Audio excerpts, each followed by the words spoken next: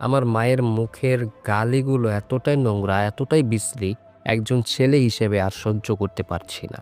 Hello everyone, আসসালামু আলাইকুম। সবাই কেমন আছেন? আশা করি আপনারা ভালো আছেন। আমি আপনাদের সাথে আছি কাউসার হোসেন রাব্বি। আপনারা শুনছেন চারু ডায়েরি। নিয়মিত গল্প শুনতে আমাদের চ্যানেলটি ভিজিট করুন। নতুন হলে অবশ্যই সাবস্ক্রাইব করতে ভুলবেন না। আপনাদের জীবনে যদি কোনো গল্প থেকে থাকে, আপনার নাম, ঠিকানা এবং গল্পটি লিখে ইমেল অথবা ফেসবুক পেজে আমাদের কাছে পাঠিয়ে দিতে পারবেন। আমাদের সাথে থাকার জন্য আপনাদের অনেক অনেক ধন্যবাদ।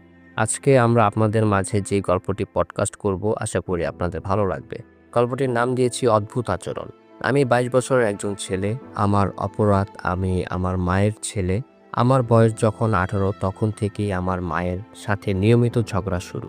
ঝগড়ার কারণ টাকা না, পড়াশোনা না, বাজে অভ্যাস না। কারণটা এমন, যা শুনলে মানুষ অবাক হবে। আমাদের ঘরে যদি পাশের বাড়ির কোনো চাচি এসে চেয়ারে বসে, বিছানায় বসে, সে চলে যাওয়ার পর মা পানি দিয়ে সেই জায়গা ধুয়ে ফেলে। কেউ যদি মায়ের কাছ থেকে টাকা ধার নিয়ে ফেরত দেয়, লোকটা চলে গেলে সেই টাকাগুলো পানি দিয়ে ধুয়ে নেয়। আমার ভাগ্নের বয়স মাত্র 4 বছর। সে দাদি বাড়ি থেকে আমাদের বাড়ি এলে, গরম হোক বা শীত, গোসল না করিয়ে ঘরে ঢুকতে দেওয়া হয় না। গোসলের আগে যদি সেই শিশুটি আমাকে স্পর্শ করে, আমাকেও তখন গোসল করে ঘরে ঢুকতে হয়। ওই শিশুটি যদি আমার মোবাইল, মানিব্যাগ, কোনো কাপড়, ঘরের কোনো জিনিস স্পর্শ করে, সব কিছু পানি দিয়ে ধুয়ে ফেলা হয়। শুধু আমার জিনিস না, ঘরের যে কোনো জিনিস। কোনো হুজুর যদি দাওয়াতে আসে, খাওয়া শেষে চলে গেলে সে বসেছিল যেখানে, সেই জায়গাও ধোয়া হয়। কেউ ঘরে ঢুকলে সে যে পথ দিয়ে আসে, লোকটা বের হলে মা সেই পথটাও মুছে ফেলে। আমি যদি কারো অনুরোধে মুরগি বা মোরগ ধরি বা জবাই করি, তারপর আমাকে গোসল না করে ঘরে ঢুকতে দেওয়া হয় না। শীত বা গরম, কোনো কিছুই বিবেচনা আসে না।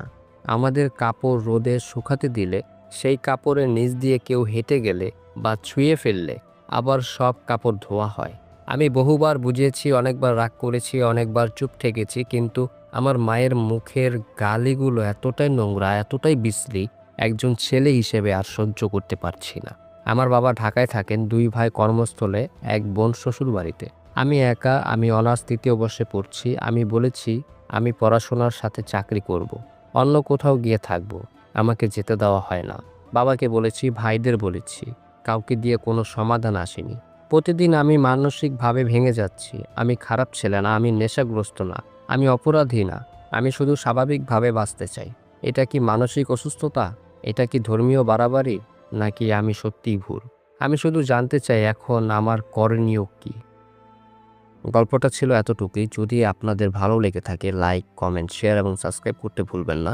আপনাদের জীবনে যদি কোনো গল্প থেকে থাকে, আপনার নাম, ঠিকানা এবং গল্পটি লিখে ইমেল অথবা ফেসবুক পেজে আমাদের কাছে পাঠিয়ে দিতে পারবেন। আমাদের সাথে থাকার জন্য আপনাকে ধন্যবাদ।